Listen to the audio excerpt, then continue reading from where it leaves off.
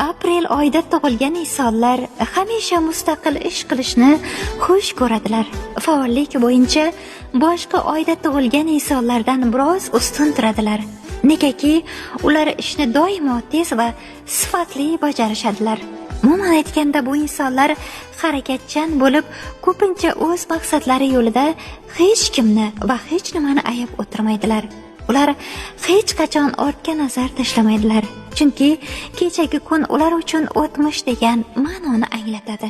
Shunday ekan, xotiralar bilan emas, bugungi real hayot bilan hamnafas yashashni ma'qul deb bilishadilar.